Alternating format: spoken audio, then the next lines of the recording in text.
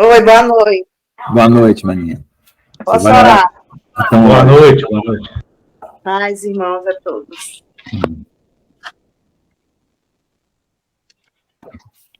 Senhor, meu Deus e meu Pai, nós estamos em Tua presença, Pai, Filho e Espírito Santo, para mais um estudo, ó Deus, para mais um conhecimento, ó Senhor, da Tua vontade nas nossas vidas. Abençoa, Senhor, cada um que está aqui reunido em Teu nome. Senhor, abre o nosso entendimento, discernimento. Nos dai, Senhor, a cada dia a força, a coragem, a determinação, a saúde, Senhor, física, mental, em todas as áreas da nossa vida, Senhor. Nos abençoe, nos proteja, nos guarde. Abençoa Deus, o Lucas, que vai agora ministrar esta aula. Em nome de Jesus, amém. Amém. Então, irmão, nós estamos na nossa terceira aula e a gente ainda está falando coisas técnicas da tradução e dos evangelhos e do povo judeu, né, conhecimentos ainda desse tipo. Então, eu quero ver se eu termino hoje para nós entrarmos na caminhada com Jesus, né, que a gente vai começar com a história de Jesus lado a lado com todos os discípulos, né, dia após dia, e vendo o que aconteceu nesse tempo do ministério dele, né. Então, como tem a necessidade de explicar alguns pontos, né, então eu preciso falar isso antes, embora já está na terceira aula, né, vamos ver se a gente termina hoje esses pontos, para na próxima aula já começar, tá? Aí vocês façam bastante propaganda, porque é gostoso essa caminhada aí com Jesus, porque nós vamos aprender mais da personalidade dele, mais intimidade, tá?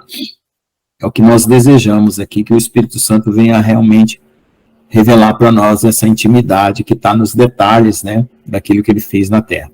Então é o seguinte, nós temos aqui a profecia messiânica dos 70 semanas de Daniel, e nós temos aqui agora, hoje, nesse nosso tempo, né, que nós estamos encerrando a era da igreja e vai começar a última semana de Daniel, que foi interrompida, né, foram cumpridas 62 mais 7 dá 69, né, ficou faltando uma semana. Então, foi cumprido 62 semanas, depois foi cumprido 7 semanas, que foram o tempo da reedificação de Jerusalém, né? 7 vezes 7, 49 anos até construir o templo. E depois, o cumprimento do ministério de Jesus. Então, nós temos que entender que o Senhor ele veio para determinadas coisas bem específicas que deveriam se cumprir, que vão se cumprir ainda, através da profecia de Daniel, tá? O que Jesus precisava fazer, né, no ministério dele? Então, vamos ver aqui, porque isso é a base para nós entendermos o que nos falta para nós morarmos no céu, para sermos transformados, tá? Deixa eu só ver aqui, onde está? Aqui. Tá, então vamos lá. Então, eu vou marcar aqui, para vocês verem aqui, no Daniel 9, 24. Quem quiser pegar na Bíblia, vocês vejam só. A criação de Deus, o plano de Deus não era para ter a morte, nem ter o pecado. Nós não éramos para ter esse tipo de corpo que nós temos aqui, tá? Se você entender a história da criação, que é a base para nós entendermos a redenção, por que Jesus morre, por que ele volta, o Deus que era, que é e que há de vir, passado, presente e futuro. Sem você entender esse fundamento, você não consegue se apossar da redenção. Você fica achando que a redenção é uma interferência extraterrestre na história. Extraterrestre que eu quero dizer fora do natural. Não. A criação de Deus, o nosso corpo, era para ser incorruptível desde o princípio, tá?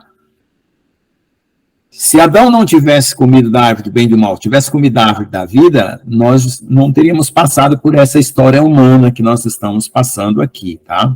Nós teríamos uma história celestial. Então, quando você olha para a história celestial, que é a anterior à do homem, e depois vem a do homem, você vê que tem os anjos, né? Tem os anjos que pecaram e que induziram a humanidade a esse estado, né? E nós hoje estamos num estado que nós aceitamos a morte como uma coisa biologicamente natural. Nós aceitamos as desgraças, as enfermidades, as dificuldades financeiras, coisas no planeta, como totalmente natural.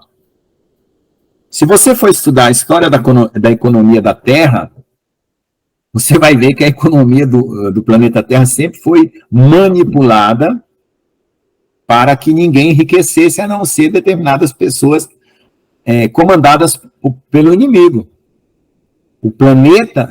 O nosso planeta, ele foi governado, e ainda de certa forma, por pessoas ligadas ao maligno, tá? Então, o reino de Deus, ele não só vai trazer o amor, a justiça, a paz, a redenção do corpo, mas vai também trazer uma nova economia, uma nova forma de viver, que está próximo aí, né, daqui uns 7 anos, no mais tardar, nós estaremos entrando no milênio. Então, paz, imagina. Então, o que não acontece? Nós precisamos entender isso, precisamos explicar para as pessoas a história nossa, humana, tá? Porque senão, porque virou religião, e como vira religião, não pode ser ensinado nas escolas, porque é uma ideia interpretada por várias, vamos dizer, linhagens, né? Várias linhas. Mas se fosse para ser contada mesmo, a história da criação teria que ser contada nas escolas, né? Que Deus criou o homem, Adão e Eva e tal. Aí veio o quê? Veio a teoria da evolução, veio um monte de coisa, bagunçou, veio o materialismo. Então, nós somos um povo que não temos uma herança cultural, uma herança celestial, uma herança... Então, você fala assim, eu morro porque morro. Você não sabe que você morre por causa que é o pecado.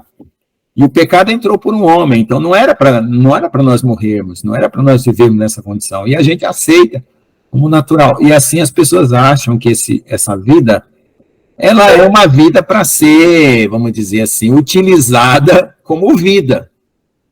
E não é. Essa vida é uma passagem rápida, temporária, onde nós decidimos a nossa eternidade.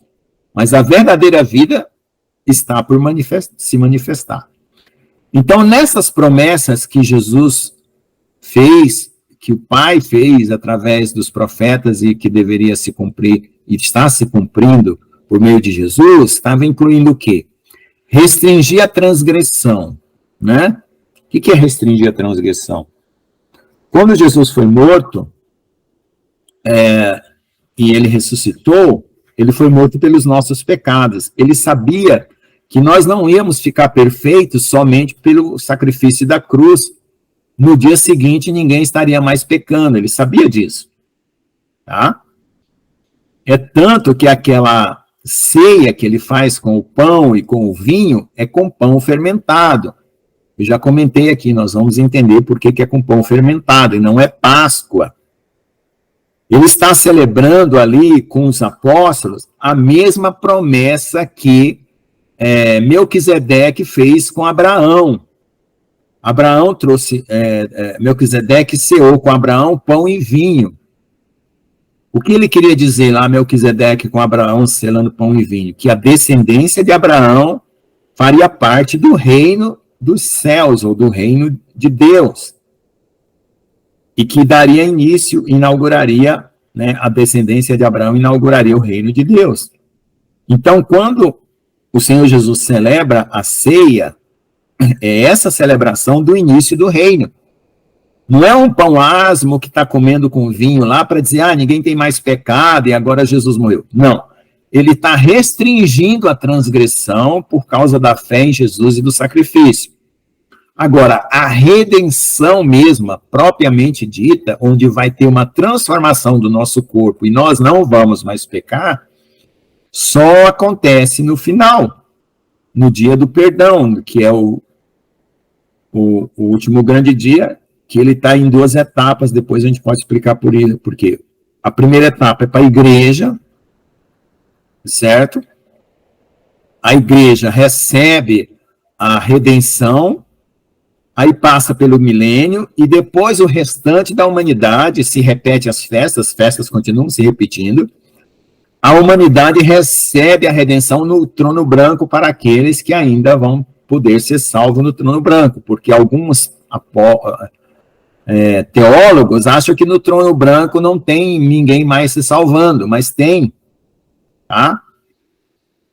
Não é um tribunal simplesmente de deliberação de sentença, porque ainda tem humanidade até o dia do trono branco, depois do milênio. Então tem humanidade nascendo e renascendo no milênio.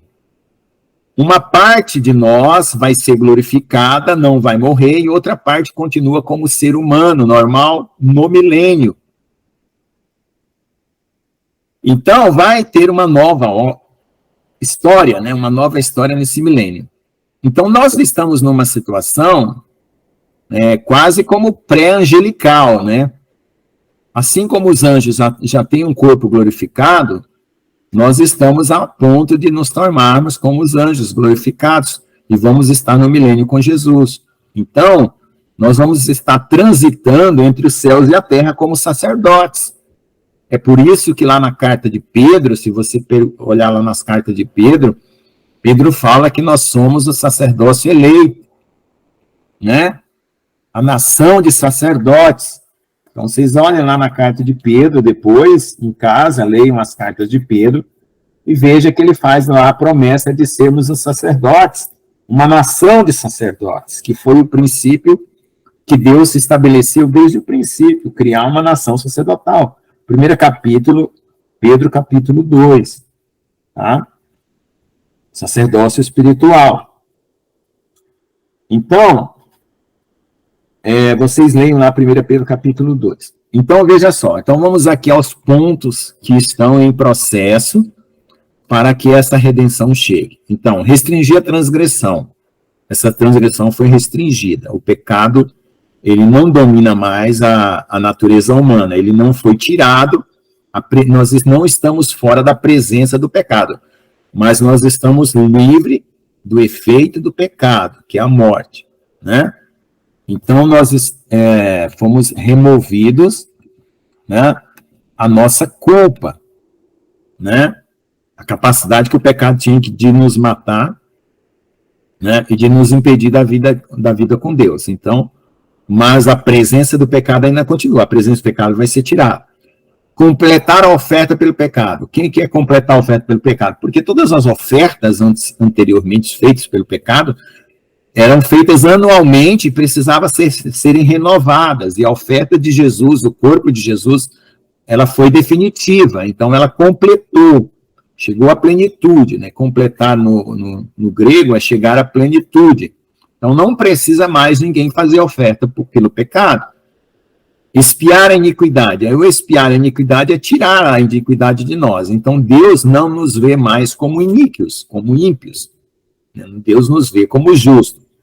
E essa expiação, ela também vai acontecer no corpo, que é quando nós vamos ser transformados.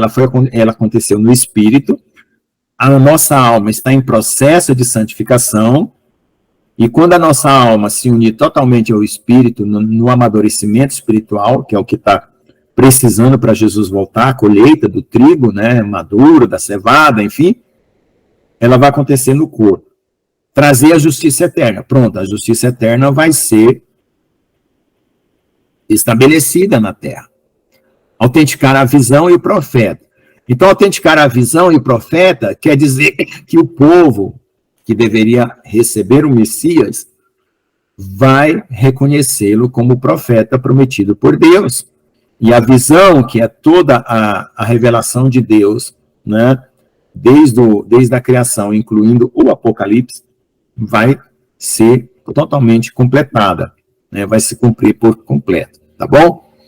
E ungir os santos dos santos. Essa unção dos santos, né, é quando Jesus entra lá no Santo dos Santos e oferece o seu sangue por nós e sai para fora, como o sacerdote fazia, né? Tem que ler um pouco dos Levíticos lá no Velho Testamento para entender o ritual sacerdotal, para poder entender o que Jesus faz no céu hoje, né? Qual é o sacerdócio de intercessão dele. Então vai ter uma hora que Jesus sai de lá do Santo dos Santos com o nosso perdão completo. E nesse dia nós somos transformados, que é o dia da 7ª trombeta. Tá bom? Então vamos continuar aqui. Então esse é o ministério... Desculpa aí que eu... Esse é o ministério do Senhor Jesus Cristo, que está previsto no profeta Daniel 9:24, né? De 21 a 27, né? Acontece também a parte profética da abominação, do desolador e tal, até que venha a consumação de todas as coisas, tá? Então, veja lá. Aí nós temos o anúncio que o anjo Gabriel deu para o profeta Daniel para conhecer todo esse mistério naquela época. Então, Daniel e Isaías são 2 profetas que funcionam como um apocalipse para os judeus. E como nós temos já o conhecimento da revelação de Jesus, então ele reforça para nós, né, Daniel e Isaías reforça para nós todo o cumprimento profético da vida de Jesus e do Apocalipse, tá? Então, nós, aqui pelo estudo do Michael Rood, esse conhecimento científico que ele utilizou para fazer os cálculos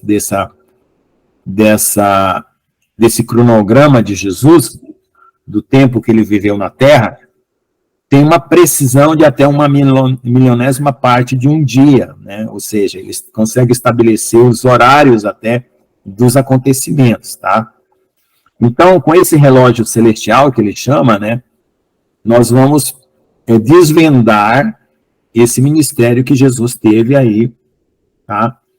Desse tempo que ele teve na Terra, onde ele cumpriu as festas do Senhor. Não cumpriu todas, porque tem uma parte para ser cumprida agora na segunda vinda, tá?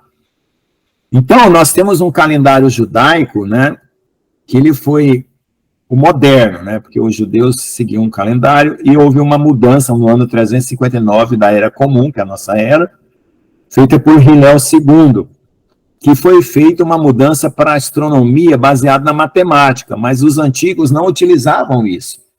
Eles sempre utilizavam as observações agrícolas e a astronomia observada, que era olhar a lua nova no dia certo, aí combinar com a colheita, com a cevada em aviv, que eu já expliquei na aula passada, a cevada estava de vez, ponto de amadurecer, e assim era feito o calendário judeu, mas esse Hillel resolveu fazer uma coisa matemática, e ficou meio forçado, e não segue os padrões do Senhor, tá? Os padrões de Deus. Os padrões de Deus é relacionado às festas, porque as festas têm agrícolas, têm a linguagem espiritual para nós sabermos a nossa condição de maturidade para ser colhido por Deus, tá? Então,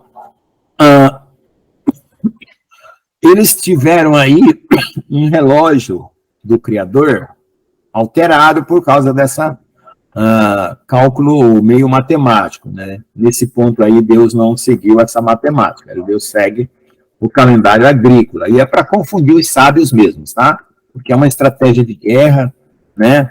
O Senhor sabe o dia e a hora, mas nós podemos saber com precisão alguns detalhes da volta de Jesus, tá? O ano, o mês, a gente vai poder saber, tá? Agora, o dia e a hora vai depender dessas condições espirituais que correspondem às condições agrícolas, tá? A cevada em aviv, que somos nós. Cevada em aviv somos nós, estarmos preparados no planeta para receber o Senhor. Então, obrigado. A restauração do calendário original, né, que foi feito, decifrou esses mistérios, né, cronológicos. E aí você vai combinando esse calendário que foi recalculado, né, com o calendário das festas, o calendário agrícola, para você entender esse ministério de Jesus, tá bom? Não é uma coisa puramente matemática e não é uma coisa puramente aleatória, né? Como alguns pensam. Ninguém tem jeito de saber o dia da volta de Jesus. Nem Jesus sabia. Não é isso, tá? O que o Senhor Jesus quis dizer é que na condição que ele estava aqui, né? Ele não sabia, mas na condição como Deus agora,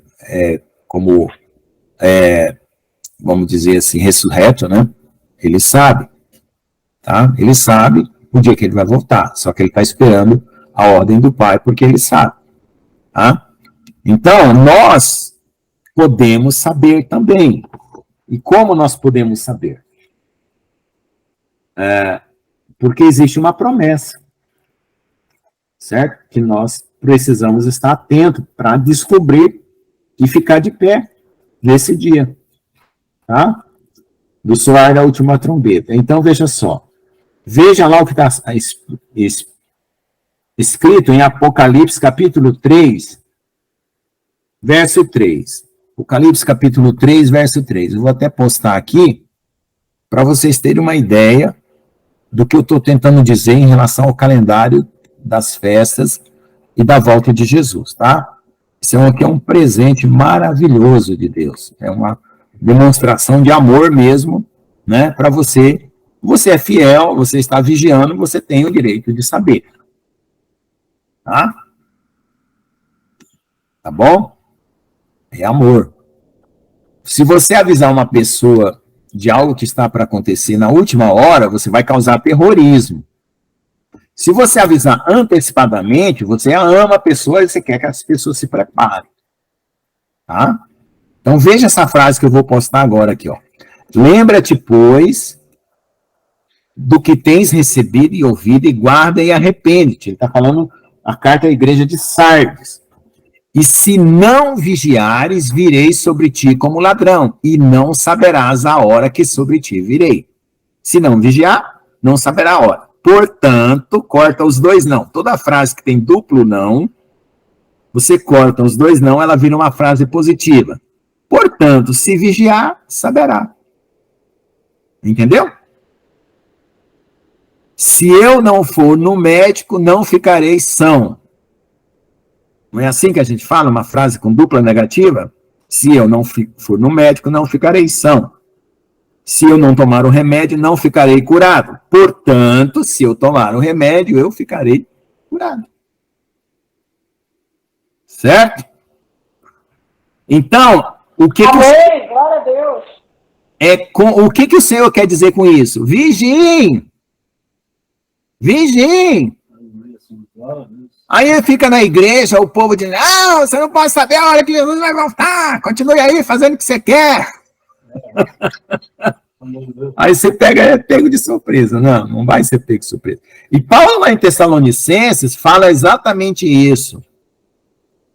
Vós, quanto às coisas e aos tempos determinados, não preciso que eu fale nada, você já sabe, porque ele já sabia das festas de Deus.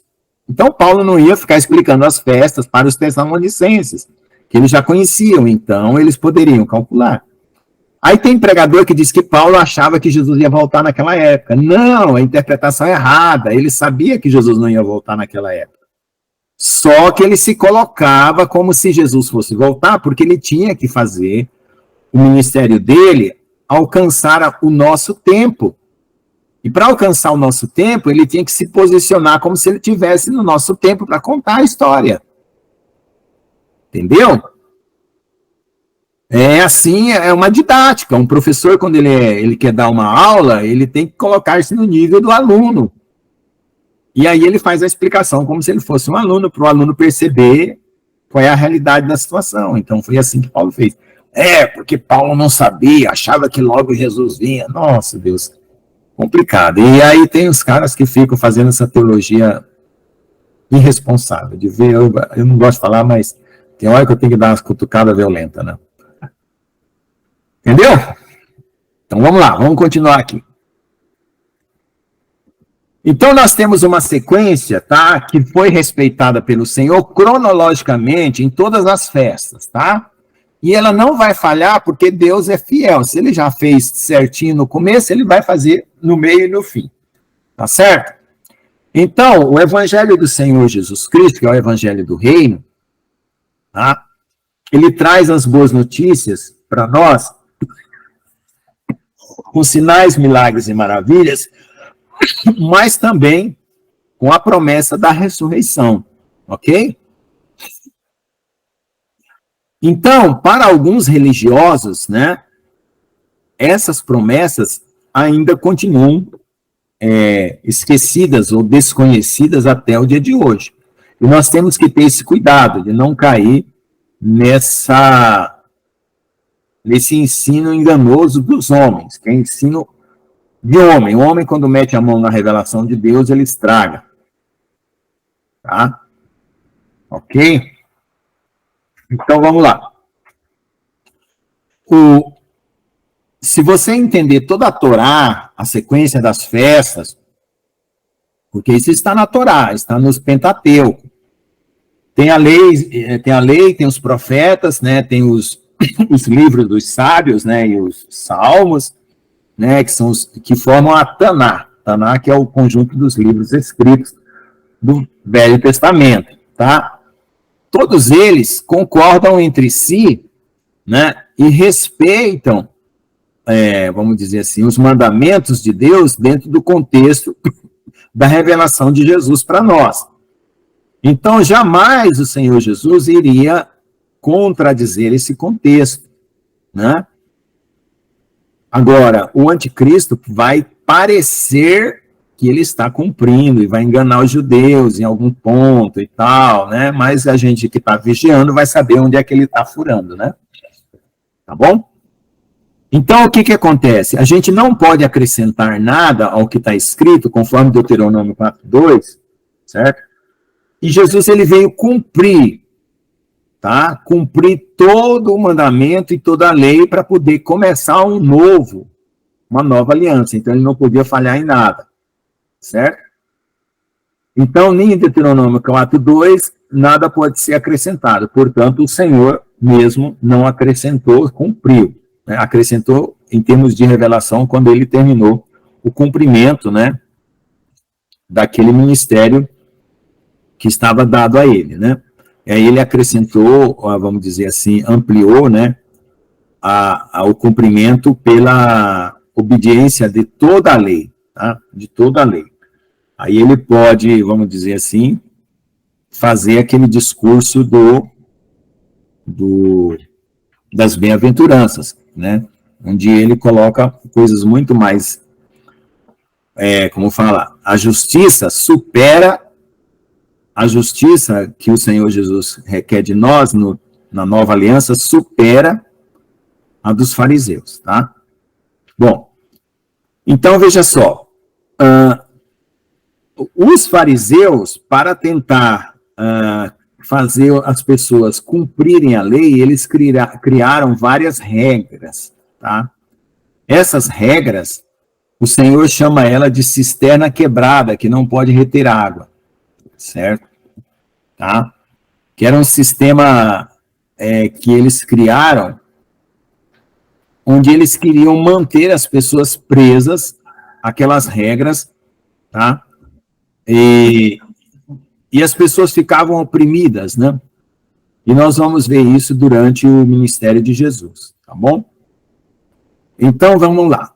O que eram os fariseus? Os fariseus, no hebraico, chamado de prushins, né? Prushim quer dizer separado.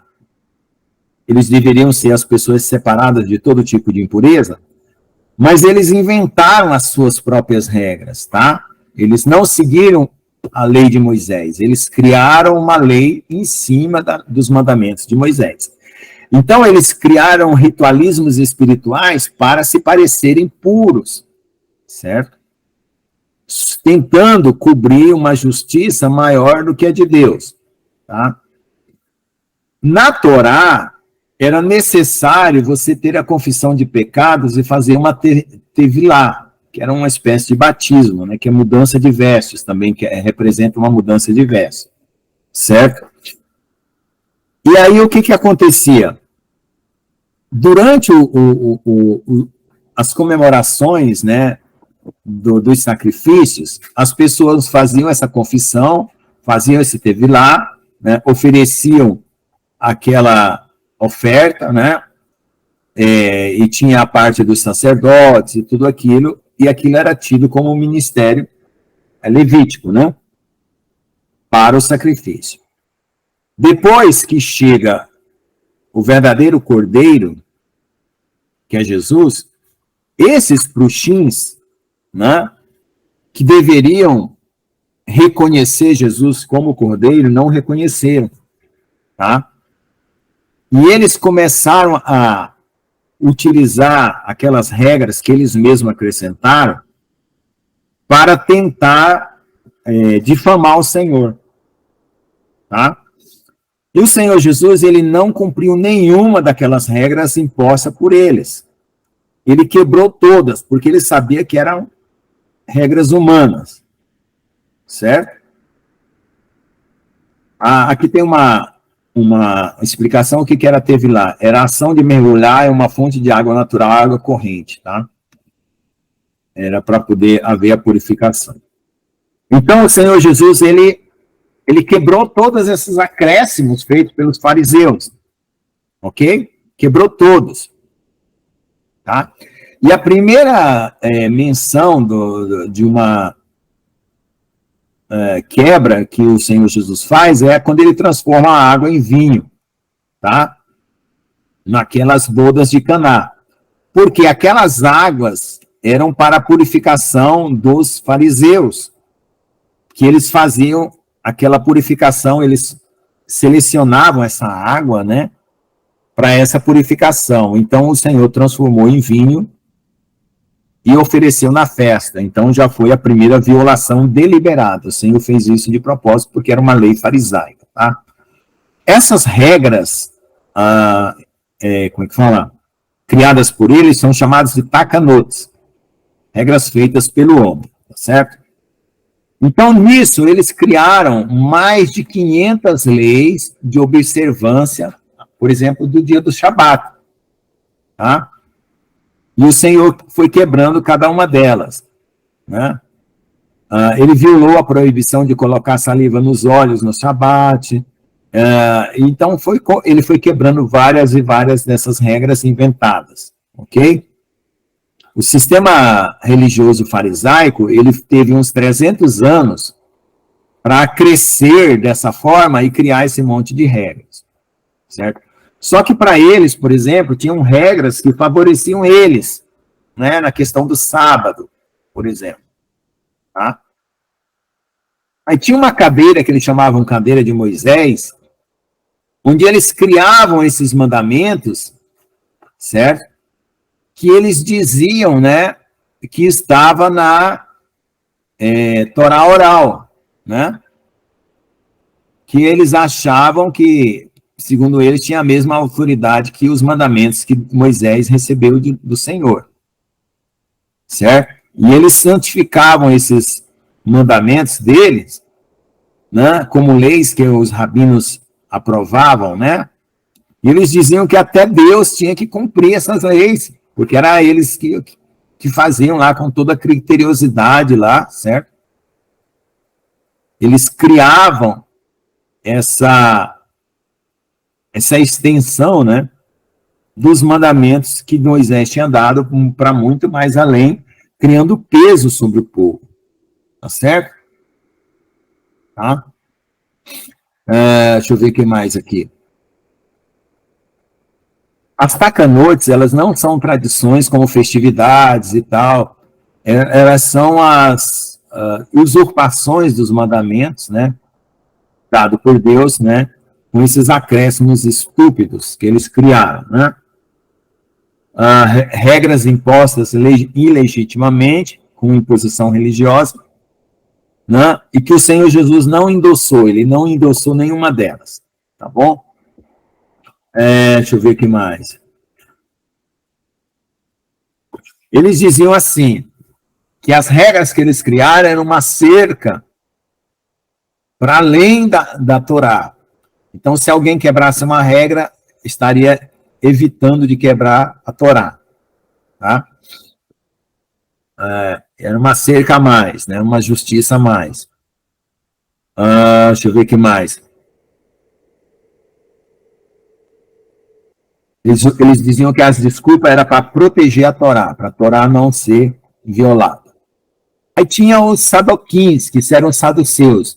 Eles receberam esse nome porque os filhos de Sadoc, né, que teve um evento no passado, em que os filhos de Sadoc foram considerados justos, tá? E eles serviram no templo, no cativeiro da Babilônia, antes do cativeiro da Babilônia, e depois da revolta dos Macabeus, né, que está na Bíblia Católica, Macabeus 1 e 2, vocês podem ler, não tem problema nenhum, ler a história lá de Macabeus, é muito interessante. E aí, esse sacerdócio, ele foi adulterado pelos políticos na época da ocupação romana, eles vendiam um título sacerdotal, né, certo? E aí eles passaram também a usar algumas filosofias criadas por eles, né, como essa aí, que eles diziam, comer e beber porque amanhã morreremos. Tá? Então, era uma outra extensão da religiosidade judaica, certo? Bom, o que aconteceu? O templo ele foi destruído por Roma no ano 68. Na história está no ano 70, mas existe um erro de 2 anos aí, tá? E esses fariseus, eles fizeram um acordo com os romanos, com o general Tito, para poder deixar Jerusalém e se estabelecer em outro lugar sem serem mortos, né? Então, a maioria dos sacerdotes levistas restantes foram massacrados na batalha que se seguiu e deixou 1 milhão de cadáveres nas ruas de Jerusalém. E eles, com acordos políticos, eles conseguiram se safar, tá? Depois da destruição do templo. Lembre que a destruição do templo é depois da morte e ressurreição de Jesus. Tá? E também teve uma outra seita, que era dos essênios, que se escondeu no Vale do Mar Morto. Tá? E aí uma geração mais tarde fez uma revolta por meio de um cara chamado Bar Kova contra Roma, no ano 135. Então aí o judaísmo moderno, né, ele passou a ser definido por esses sobreviventes aí, tá? Ok? Alguns seguidores obedientes do Nazareno, Hanotzorim, continuaram a guardar o Shabat e as festas e a fé que Roma conduziu seus súditos à nova religião universal. Tá? Então teve também essa mudança também produzida pelo Constantino, que deu origem à Igreja Católica, tá? Depois dessa mudança lá em Jerusalém, quando houve esse massacre, que os sacerdotes e vários sacerdotes e levitas foram mortos, e alguns dos fariseus conseguiram escapar com essa aliança política. Bom, deixa eu ver o que mais aqui. Aqui tem uma foto, para vocês terem uma ideia, tá? Dessa cadeira que eles tinham na sinagoga, que é a chamada cadeira de Moisés, tá? Só para vocês terem uma ideia desse assento aí, onde eles determinavam os mandamentos deles, né, desses prushim.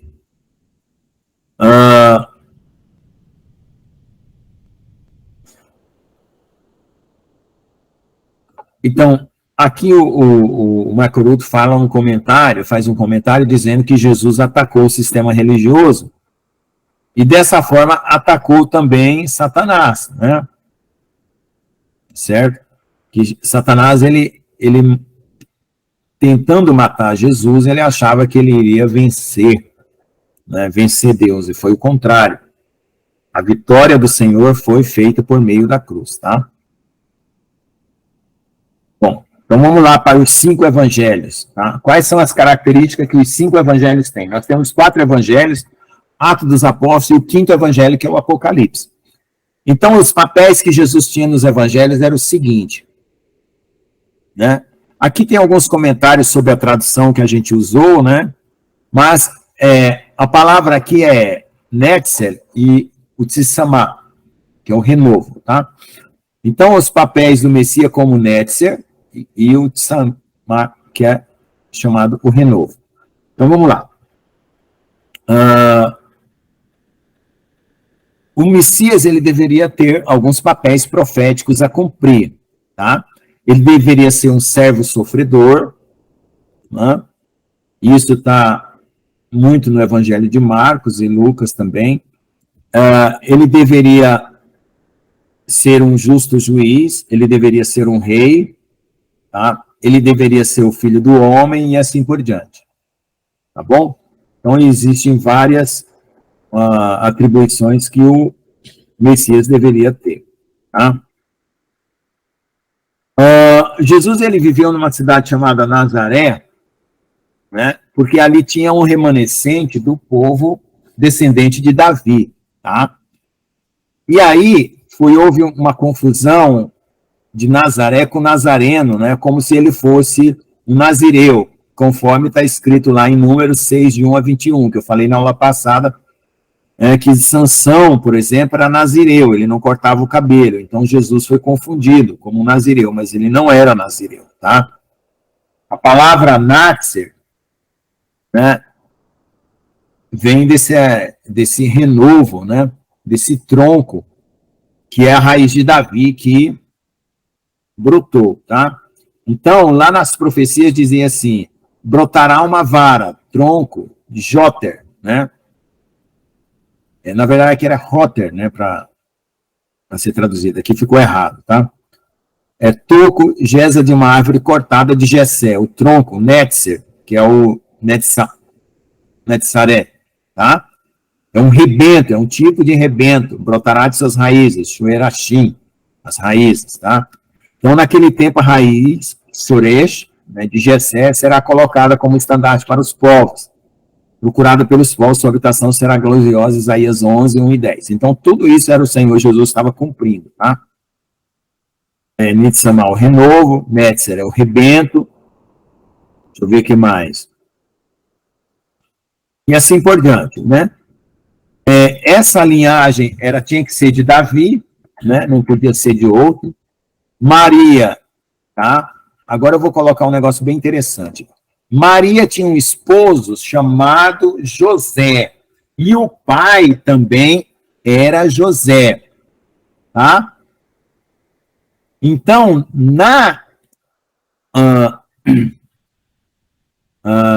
como é que chama? A genealogia de Lucas, coloca-se José diferente do José da genealogia de Mateus.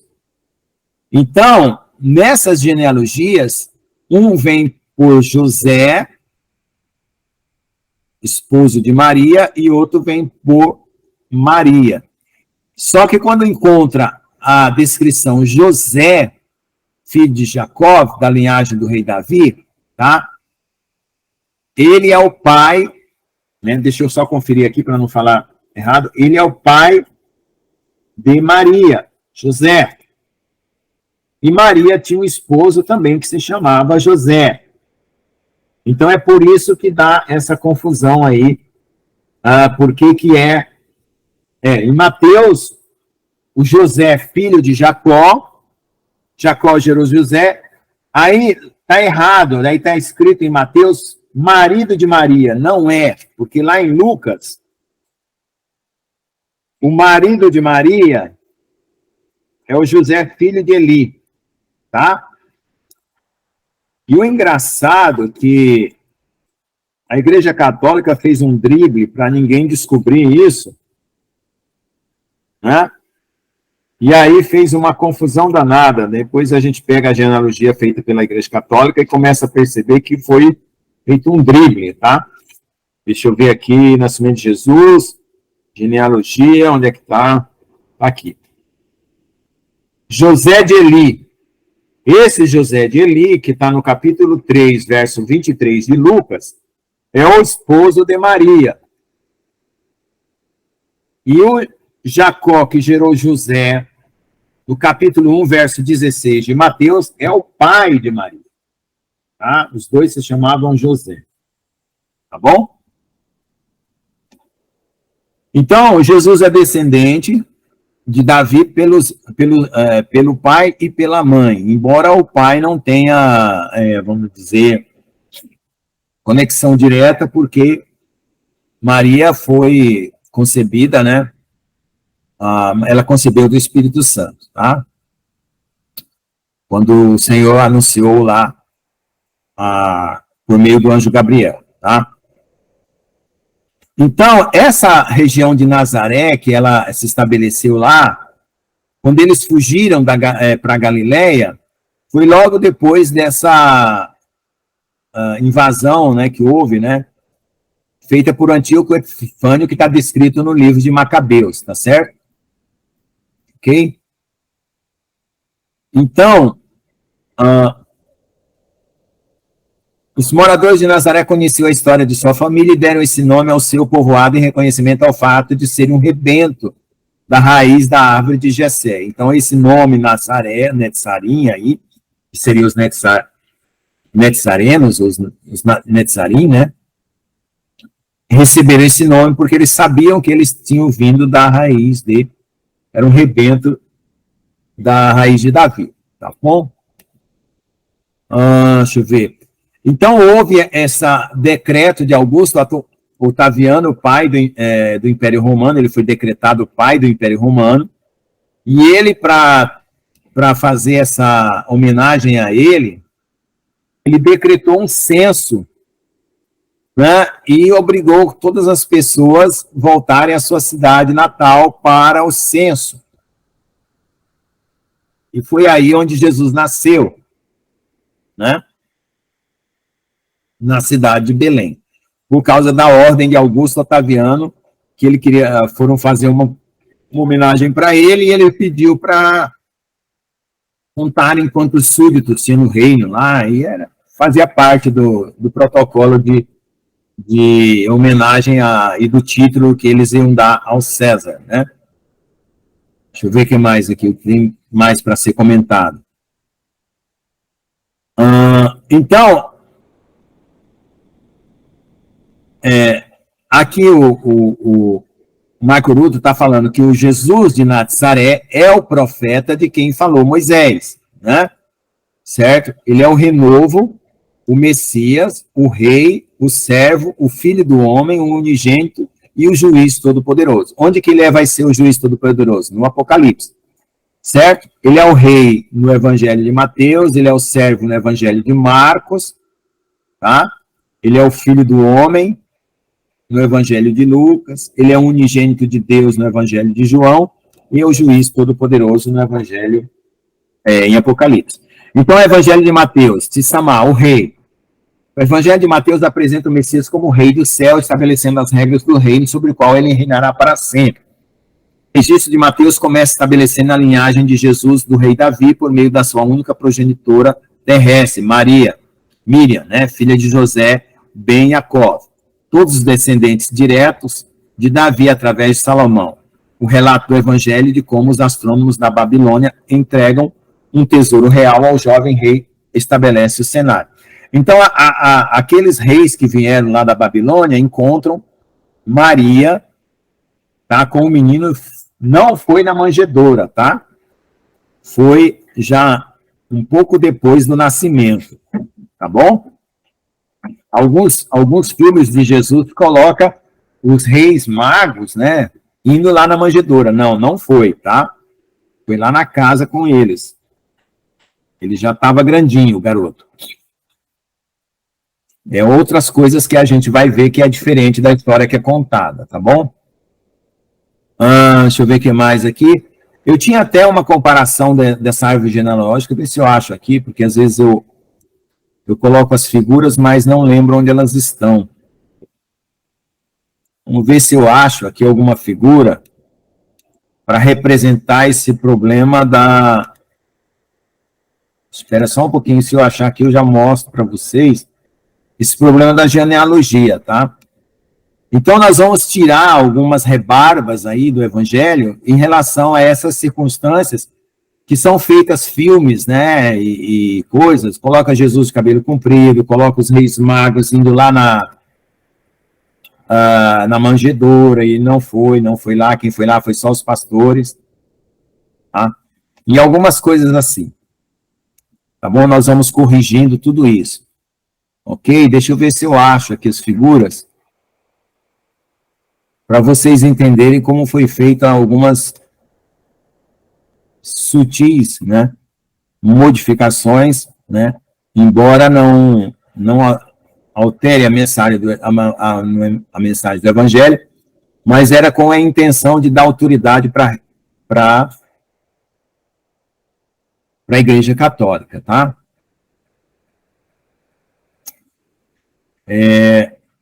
Realmente eu não me lembro onde coloquei essa foto.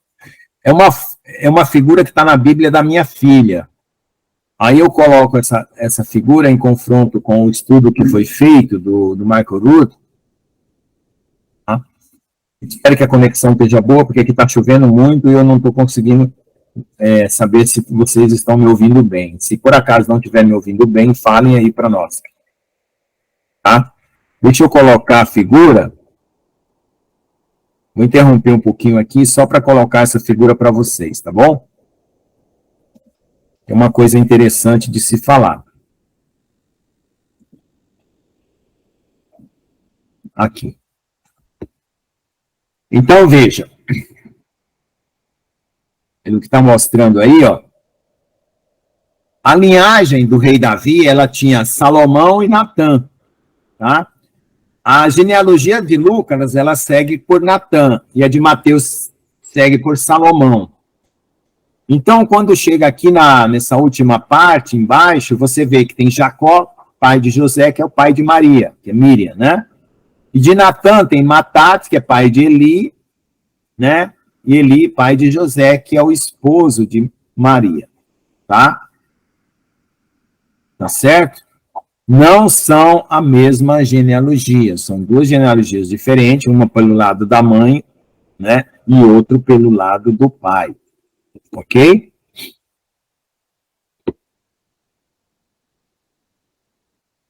Vamos lá, continuando. O Evangelho de Marcos.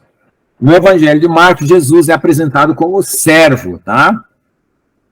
O Evangelho de Marcos, ele tem um toque especial para o Império Romano, né? Tá certo? Deixa eu ver o que mais. Servo, Tissemá, seria o servo do Altíssimo, né? Veja que eu trago o meu servo, o renovo. Tá? Zacarias 3:8. Evangelho de Lucas. Filho do homem, né? O Evangelho de Lucas apresenta o Messias como nosso exemplo, né? Que mostra como viver as regras do reino. O registro de Lucas começa declarando que Zacarias e Isabel eram irrepreensíveis perante o Todo-Poderoso e guardar os mandamentos da Torá, incluindo os estatutos adicionais aplicáveis somente ao sacerdócio levita. Então, Zacarias e Isabel, eles cumpriam o sacerdócio levita, que tinha alguns estatutos que eram aplicados só para eles, tá? Mas eles não seguiam a linha dos fariseus, não, tá? A suposta linhagem de Jesus, por meio de seu padrasto José ben Eli, um descendente direto de Davi, por meio de Natã, denota a sombra da ilegitimidade sobre a qual o Messias viveu. Era suposto ser filho de José, concebido fora do casamento, embora parecesse ser apenas mais um homem, ele identificará o tempo de Jeová. Então, Jesus foi acusado, né, pelos fariseus, né, de ser um filho ilegítimo. Tá? Bom, Zacarias profetizou que o Messias de Semá não seria apenas um homem, seria um varão. Aqui está o homem, né, cujo nome é o renovo, né, um varão, né, a tradução aqui é varão, que vai brotar de suas raízes e vai edificar o templo de Deus. Zacarias 6:12. Tá? Então, ele é um varão, um homem, tá? Ok? Por José apenas ser o pai nominal, vamos dizer assim, né, de Jesus, ele foi acusado de ser filho ilegítimo. Mas ele é o verdadeiro filho de Deus. Então, João, filho de Samar, o filho de Deus. O Evangelho de João apresenta o Messias como uma encarnação da palavra eterna, por meio de quem, através de quem, e para quem todas as coisas no mundo físico foram criadas. Essa palavra é o verbo que se fez carne, habitou entre nós, como profeta de quem Moisés profetizou. Tá? João apresenta Jesus como testemunho de Yohanan ben Zechariah, que é o João Batista. Esse Yohanan ben Zechariah é João Batista, que declarou a uma comitiva de levitas e sacerdotes quando ele batizou Jesus. Ele viu o símbolo messiânico que havia sido revelado a ele pelo Espírito, aquele que desceu ao descer uma pomba, esse é o Messias. No dia seguinte ao testemunho de Yohanan, ele viu Jesus retornando de sua experiência de 40 dias no deserto. Yohanan não o proclamou como filho de Deus, como o ouviu do céu, mas como o Cordeiro de Deus, o sacrifício imaculado que expiraria os pecados do mundo. Então, João Batista declarou que ele era o Cordeiro, tá? O inocente, o Filho do Altíssimo sem pecado, ok? Então, Isaías fala, naquele tempo o renovo de Jeová será para a beleza e glória quando o Senhor lavar a imundície das filhas de Sião e limpar o sangue de Jerusalém do meio delas. Isaías 4, 24. Então, o Evangelho de João é descrito em sequência cronológica, precisa, detalhando a subida de Jesus, né, do Messias ao Jerusalém, para cada uma das festas exigidas. Cada um desses eventos pode ser documentado com precisão até o dia em que ocorreram, tanto no calendário decimal astronômico juliano, né, como no calendário hebraico, ok?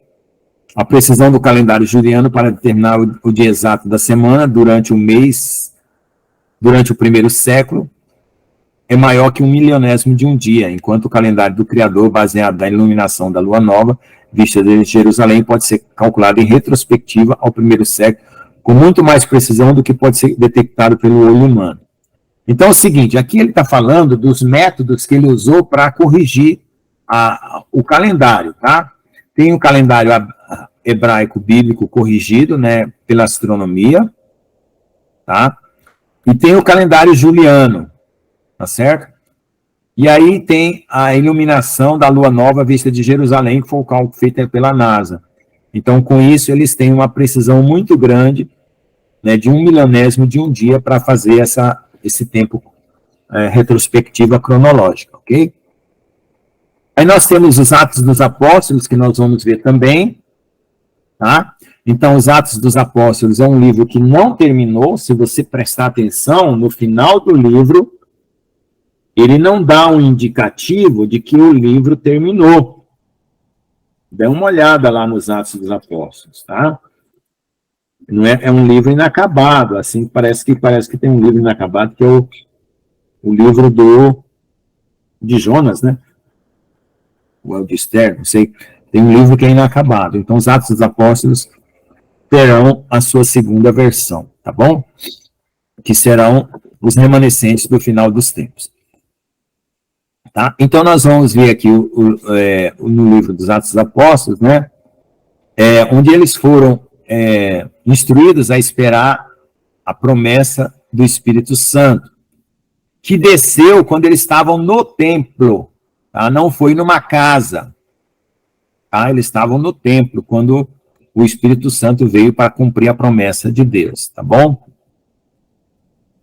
E aí nós temos o último evangelho, que é o Apocalipse, onde Jesus é apresentado como o juiz eterno, o juiz futuro, tá bom? É apresentado a João, né, as coisas que haveriam de acontecer, as que eram, que era de vir, as cartas às igrejas, a revelação dos selos, das trombetas, tá? E assim por diante. O Apocalipse, ele foi, vamos dizer assim, como é que a gente... ditado, né?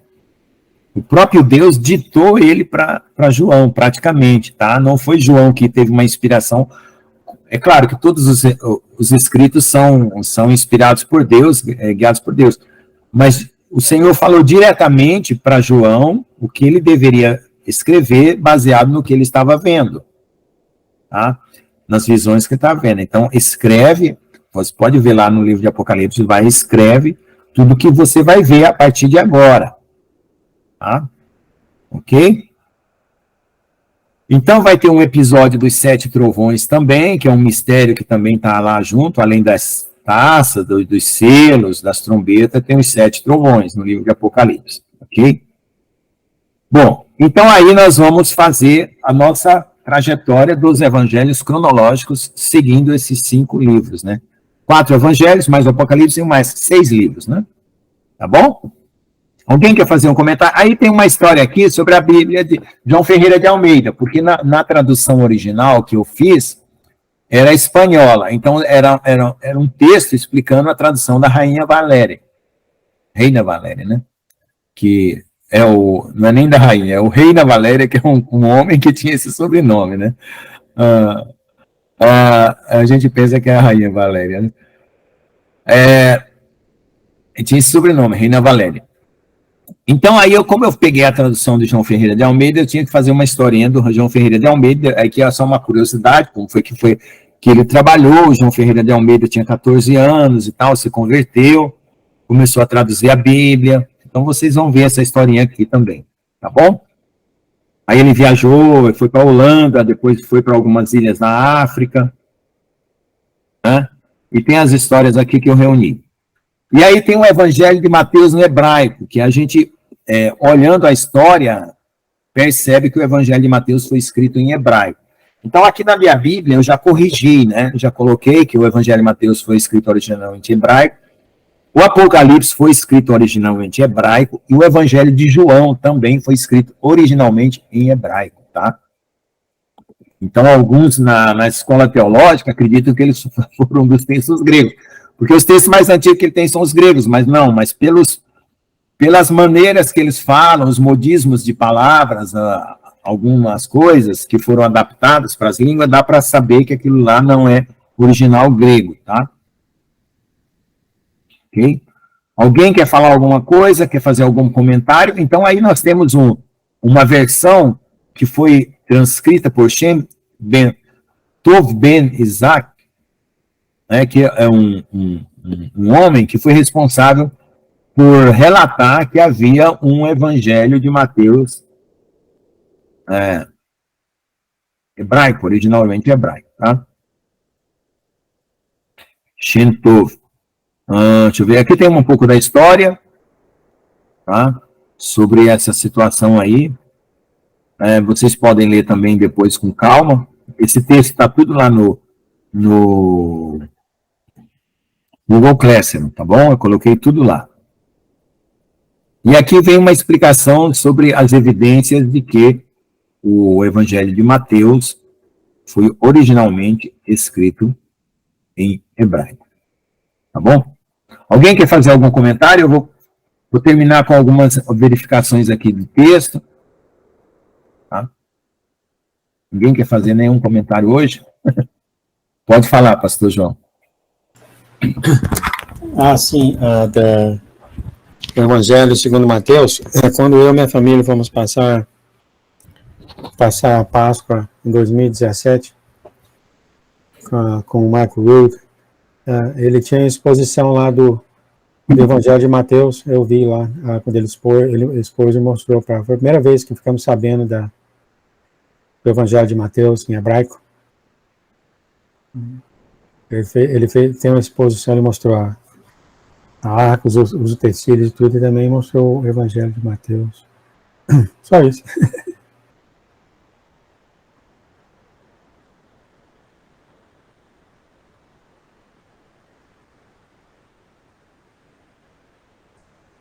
Tem uma história sobre o Evangelho de Mateus, né, Lucas, sendo bem, como que é, perfeito, ou bem detalhado, umas coisas assim, em hebraico, né? Não sei muito a respeito, não. Tá. Tá bom? Então, aí tem várias evidências aqui de cópias, tá? Inclusive desse médico Shem Tov aqui, né, que viveu na Espanha durante o período do Disputatio, né?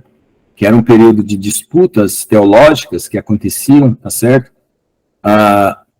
Deixa eu ver, tem várias evidências aqui que foram coletadas e registradas aqui para mostrar que houve algum escrito, né, primário do Evangelho de Mateus em hebraico, tá bom? Outros tradutores comentaram também da existência desse evangelho, tá? E assim por diante. Então, é uma parte meio técnica, meio histórica, vocês ficam aí eu não quero ficar preso a isso nesse momento, né? sobre essa situação dos evangelhos, como eles foram originalmente escritos. Mas quando a gente estiver examinando eles, vocês vão ver que realmente ele tem muita coisa de raiz hebraica que não foi, que foi apenas adaptado, né? Então dá para perceber que tem uma origem hebraica. Então aí nós temos aí algumas indicações do que a gente tem, itálicos e colchetes, né, que vai aparecer no texto, inclusão do nome de Deus, né? A pronúncia certa, Yehová, como está aqui, né? Os fariseus, eles restringiam o nome do uso de Deus, tá? Foi por muito tempo escondido esse nome, a pronúncia, certo? Mas eles tinham um período a cada ano que eles faziam a vocalização desse nome, tá? Para algum círculo restrito deles, eles faziam a vocalização desse nome. A palavra, aqui, em algumas traduções, foi colocado como Jeová, mas o J, até o século XVII, era pronunciado como I, por isso que a pronúncia não é J, Jeová, tá? É Yehová, tá bom? Então aqui está toda uma explicação para isso. O irmão João quer falar? Quem levantou a mão? Gessiane, pode falar, filha, desculpa, eu estava explicando, não vi que alguém levantou a mão. O irmão João que me avisou. Fale. Não, é porque você perguntou se tinha alguém que ia fazer alguma colocação, e eu falei não, aí é porque eu trisquei sem querer. Tá boa a explicação. Não, tá boa. Obrigada. Nada. A irmã Gina falou aí, né? Apocalipse não está faltando os 7 trovões, né? A irmã Gina perguntou. Eu não estava lendo o texto aqui, gente. Quando for, a irmã Gina não tem microfone, então não dá para usar o áudio. Mas quando eu estou apresentando lá, eu não estou nessa tela, então eu não vejo aqui essas mensagens, né? Por isso que às vezes eu tenho que pedir para alguém olhar aqui sempre as mensagens e me avisar, né? Que a irmã Gina... Então, os 7 trovões é um segredo, né? Ainda que não foi revelado. O Michael Rood tem uma interpretação meio assim, tristonha, ele acha que é uma coisa muito cruel que vai acontecer, mas eu não acredito nisso, não. Tá? É que o Senhor não quis revelar, porque é uma coisa muito cruel que vai acontecer, mas eu não acho que seja isso, não. Eu acho que alguma coisa muito forte espiritualmente, mas que é poderosa para Deus. Bom, aí o nome de Deus, ele é pronunciado, né, como Yahweh, no final, tá? No começo é Yeho, tá? No começo das palavras é Yeho, no final é Yahweh. Aí nós vamos ver aqui vários exemplos, né? Jeremias, tá? Netania, sempre no final era Yah, tá bom? E no começo era Ye. Yeshassaio, que é Isaías, Yeshassaio, né? Ye. Quando é no começo é Ye, quando é no final é Ye. Então o nome de Jesus, na verdade, é Yehoshua. E a Yeshua é uma abreviação, tá? Ok? Yeshua. O que quer dizer Yeshua? Yeshua quer dizer Jeová salva. Tá? Então, não é um outro Deus. É o mesmo Yehová como Salvador. Ok? Yehová salva. Esse é o mistério do nome de Jesus. Tá certo? No grego, é Iesos. Tá? Tá certo? Mas, quando você tem um nome, você não traduz nome. Você sempre tenta aproximar a fonética. Tá certo? Você tenta aproximar a fonética. E aí, no grego, foi aproximado essa fonética para Jesus. Tá bom? Não vão atrás, pelo amor de Deus, das maluquices que falam a respeito do nome de Jesus, tá? Espero não ter que comentar essas maluquices aqui. Tá bom? Deixa eu ver aqui, os títulos divinos, né? O título ambíguo grego Theos, né? Traduzido como Deus, é usado em instituição do Novo Testamento. Então, muitas lugares onde o próprio nome de Deus estava escrito, foi trocado, tá? Na nossa tradução, para Senhor, tá certo? Mas no texto original era o próprio nome de Deus que estava escrito, tá certo? Deixa eu ver. Tanto para o título hebraico, quanto para o nome.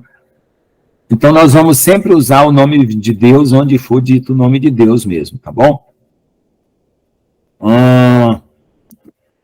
Peraí, deixa eu ver aqui. Existe opinião diferente sobre a pronúncia do nome e tal.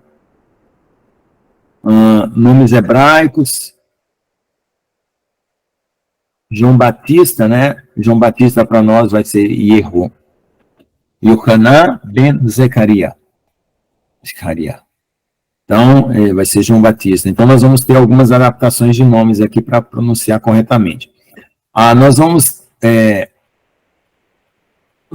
usar os nomes próprios das festas, né? Vamos usar os nomes corretos das festas, tá?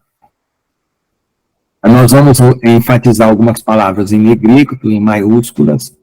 Quando for repetição de palavras, né? Palavras que são repetidas vai ser usado em maiúsculo.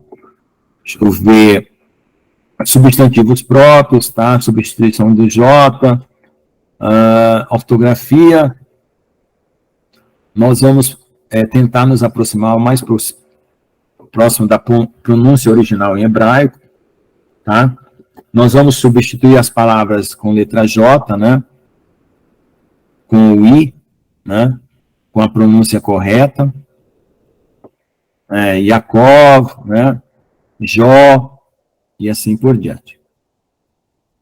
Espírito Santo, né? Ruach Kodesh, ou Ruach HaKodesh. O nome de Judá, né? Yehudá. Satanás aqui é Ha-Satã. Tá? Então, tem algumas coisas que foram aqui colocadas dessa maneira para ficar mais próximo do original, tá certo? Então, nós vamos ter os termos antes da era comum e era comum, tá? Tá certo? Então, tem um erro sobre o ano de Jesus, né? O Jesus não nasceu no ano -1 e +1, tá? Não existe ano 0, tá? Então, nós temos uma data lá para o nascimento de Jesus. Deixa eu ver o que mais. As datas do calendário, a partir da criação, nós vamos usar DC, depois da criação. Ok? Então, os cálculos que a gente vai utilizar aqui foi interpretado por esse senhor aqui, Robert Scott Bardoff. Deixa eu ver o que mais. Conjugação estranha. Tem alguns evangelhos que começam, e então, e aconteceu, e assim, essas coisas foram colocadas, nós não vamos usar, tá? Que tira o fluxo cronológico, deixa o texto confuso, tá? O fluxo cronológico do texto. Né? E naquele tempo, e aconteceu, né? Não aparece no original. Recurso de referência, nós vamos ter o singular que aparece no final das certas notas para orientar o leitor e assim por diante. Tá? Vamos falar um pouco sobre o nome de Deus antes que a gente termine aqui. Então, o nome de Deus ele foi estudado por esse Nehemiah Gordon para recuperar a pronúncia original, tá? Ele aparece na própria Bíblia 6.827 vezes, tá certo? Tá? E aí tem os títulos, Elohim, que é grande Deus, El Shaddai, Deus Todo-Poderoso, e assim por diante, tá? Mas o nome mesmo que o Senhor utiliza para ele é esse nome aí, Yehová, tá? Então, esse nome era usado em orações, era pronunciado em meio em orações, para a cura das pessoas também, né? E muitas maravilhas aconteciam quando se louvava o nome de Deus, quando se utilizava ele de forma correta, tá? E até para a cura, invocando o nome do Senhor, corretamente, tá? Aquele mandamento que fala que não usarás o nome de Deus em vão, é para você não colocar o negócio de mentirosos, né? Promessas mentirosas usando o nome de Deus, tratos mentirosos usando o nome de Deus, certo? Isso é para não. Mas quando são adoração, oração, invocação, não tem problema, tá bom? Você não pode usar o nome de Deus é quando você faz juramentos falsos, né? Utilizando o nome de Deus. Isso é pecado. Tá? Então, no primeiro século da Era Comum, o nome de Deus, né, podia ser ouvido pelo menos 3 vezes durante o dia no templo, durante a bênção araônica, né? Que é a bênção que está lá em Números, certo? E algumas outras 10 vezes durante o serviço público dos sumos sacerdotes no Yom Kippur. Tá? Deixa eu ver.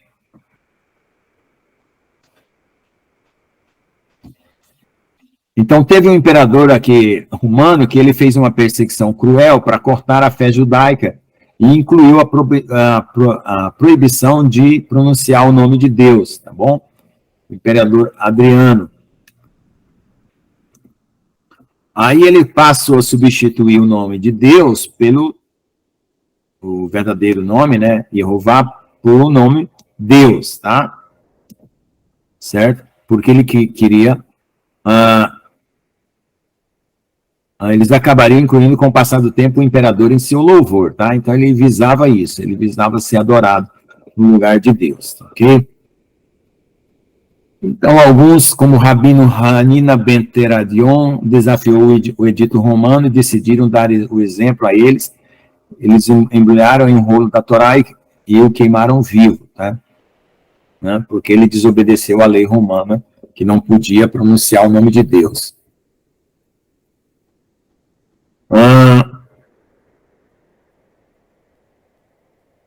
Deixa eu ver aqui. Mais alguns detalhes aqui, deixa eu ver. Bom, o nome de Deus ainda também é substituído por Adonai, que é meu grande Senhor, tá? Rabinos acreditavam que o Messias deveria vir em 240. Então, a proibição de se pronunciar o nome de Deus não tinha uma intenção original de durar mais que 100 anos, tá? E aí continuou por muito mais tempo, ok? Os rabinos viam, né, aqui, ó, aqueles que usavam o nome de Deus em suas orações por cura incluíam os crentes judeus em Jesus. Os rabinos viam isso como uma magia proibida em Deuteronômio 18, 9 e 14. Tá? Aí também faziam uso desse Deuteronômio 18, 9 e 14 para proibir o uso do nome de Deus. Deixa eu ver lá o que está escrito em Deuteronômio 18, 9 e 14. Ah, tá. Mas aí já é a interpretação deles, né? Na verdade, o assunto não tem nada a ver. Uma oração feita em nome de Deus para cura não tem nada a ver com o que está lá escrito em Deuteronômio 9:14. Isso é a interpretação de rabino, né? Deixa eu ver o que mais. A maioria dos judeus acredita que a pronúncia, mas na Universidade Hebraica foi ensinado que a pronúncia era Yahvé. Sim, essa pronúncia Yahvé aqui, ela é errada, tá? Ela é usada pela Igreja Católica, ela é errada, tá? Essa pronúncia, ela não tem um fonema hebraico, certo? Tá? Esse conjunto de fonemas não é hebraico. E aqui, ó, vocês têm aqui o Alepo Codex, que é um texto antigo, onde está aqui, ó, bem claro o nome de Deus, ó, Jeová, tá? Bem claro aqui, ok? A pronúncia do nome de Deus. E aí você tem alguns exemplos aqui para você recuperar o som, né? Yehoshua, Yehová salva, Yeshassael, Isaías, né? Yehotzadok, que é Josedeque, Yehová é retidão, Sedeque quer dizer retidão, né? Yehonatan, que é Jonathan, né? Yehová dá, Natan é dá, né? O Netania, dado por Deus. Yehoacás, que é Jeová se apodera, o Acasiarro, que é Ocasias. Então, você veja que o nome, ele faz o nome de Deus no começo, ou o nome de Deus no final, aí gera 2 nomes, né? Como esse aqui, né? Sedequias e Yehotzadak, tá? Um ao contrário do outro, só que no começo é Erro, no final é Yahu, tá? Yehoacás, Yehonan, Jeová misericordioso. Yahu, né? Aí é o contrário de Yehonan. Então é só colocar o nome de Deus na frente, o nome de Deus atrás, muda a pronúncia, ok? São nomes iguais, com o mesmo significado, tá bom? Deixa eu ver. Esses nomes são chamados de teofóricos, tá certo? Nomes teofóricos, que sugere que o nome pessoal de Deus começa com Yeh. Ok? A palavra... Aí a interpretação do nome de Deus, né? Ele está ligado aos 3 verbos, né? Que é Hayá, aquele que era, Rové, aquele que é, e Rie, que é aquele que há de vir, ou que será. Tá bom? Por isso que tem os 3 verbos juntos. Hayá, aquele que era, Rové, aquele que é, e Rie, aquele que será, que há de vir, tá bom? Esse é o significado do nome de Deus. O que era, o que é, o que há de vir. Tá? Deixa eu ver. Então tá aqui, ó. O que era, o que é e o que há de vir. Ok? Esse é o nome de Deus, o significado. Então, veja só. Vamos fazer um comentário aqui, se ninguém levantou a mão, eu já vou terminar aqui para nós começarmos o evangelho, porque eu quero esgotar essa parte técnica. Então, veja só. O que é conhecer o evangelho? Conhecer o evangelho é conhecer uma boa notícia. Essa boa notícia... minha irmã já saiu, que pena. Tomara que ela assista essa última parte. Eu vou falar para ela. Uma parte importante da aula, que eu queria chegar, mas demorei um pouco. Então, já vou terminar, irmãos. O que é a boa notícia? De um pecado que foi perdoado, mas um pecado que tem uma linha histórica, que começa com Adão. Então, você tem que se reconhecer filho de Adão, para você saber que você necessita de um Salvador. Se você for um reptiliano ou qualquer outra coisa, você não se reconhece como necessitado de um Salvador. Então, você é filho de Adão para reconhecer que foi comido o fruto do bem e do mal e que você pecou, e por essa descendência de Adão você tem esse pecado. Então, você também tem que conhecer a história da criação. Você tem que ter o passado, o presente e o futuro. Então, você tem que conhecer Deus nesses 3 âmbitos: passado, presente e futuro. Então, quando você conhece o nome de Deus, você conhece também a história, que é a nossa história humana, que é o Deus que era, o Deus que é e que há de vir. Ou seja, quando você conhece o nome de Deus, você está vacinado, impedido de ser enganado. Certo? Então, esse conhecimento de Deus, do nome de Deus, da pessoa de Deus, da história da criação, ela te impede de ser enganada. Então, quando surgir esses reptilianos aí, e esses extraterrestres, eles vão fazer uma outra história. E aí vão enganar muita gente. Por quê? Não se apossaram da verdade, não se apossaram do conhecimento de Deus, do nome de Deus. E por isso vão inventar uma outra história para a nossa humanidade, vão tirar a teoria da evolução, vão colocar uma outra, e as pessoas vão cair no conto do vigário. Entenderam? O significado de entender o nome de Deus, conhecer o nome de Deus, é conhecer o Deus que atua na nossa história. O Deus que era, que é e que há de vir. E o Deus que nos criou. O Deus a qual pertencemos. Certo?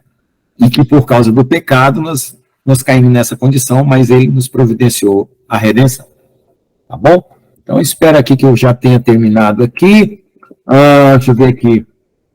Aí ele vai falando dos manuscritos, quantidade de manuscritos que existem, né, comprovando o nome de Deus e assim por diante. Tá? Então, esse segredo já não é mais dos rabinos, né, é nosso agora também, né? A pronúncia do nome de Deus. Amém? Então, irmãos, na próxima aula começamos o evangelho na linha do tempo. Amém, irmãos? Então, está encerrada a aula de hoje. Se alguém quiser fazer mais algum comentário, eu pulei algumas partes técnicas aí da história, mas vocês leem, se vocês tiverem interesse, a história da tradução de João Ferreira de Almeida, a história do Evangelho de Mateus no hebraico, tá? Alguns detalhes dos escritos que comprovam o nome de Deus, tá bom? Vamos ao que interessa. Alguém quer falar? O pastor João aí ligou a câmera e ia falar alguma coisa?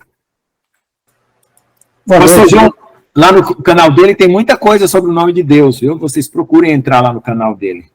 Mistério de Deus. Não faz isso não, meu amigo. Eu recebo páginas e páginas e páginas de pessoas que passam a vida estudando o nome dele. Eu concordo com você, não cai nessa.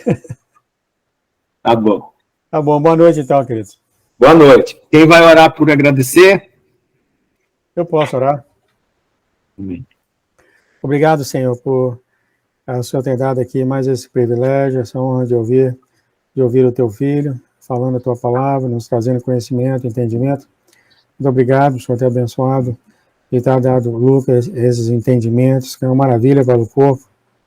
Conhecimento e entendimento é muito importante, Senhor. Muito obrigado, Pai, por ter colocado isso no coração dele e fazendo um professor, olha só, que realmente muito necessitado de nós. Muito obrigado, pedimos e agradecemos pela tua bênção.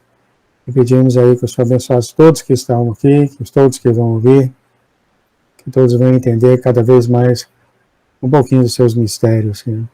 Em nome de Jesus, eu pedimos a bênção sobre todos nós.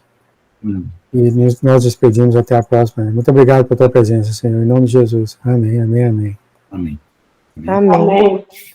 Então tá bom, irmãos. A paz para todos. Deus que abençoe. Se tiverem dúvidas, podem me perguntar sobre o nome de Deus, sobre os escritos em hebraico, sobre as coisas. Tá certo? Então, no ano que vem, nós vamos começar, de fato, o que foi prometido. Então, Deus que abençoe a todos.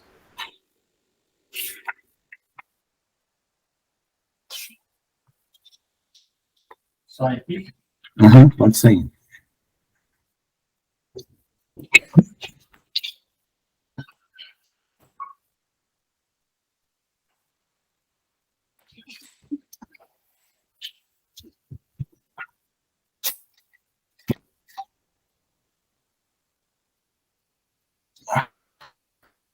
Parar aqui.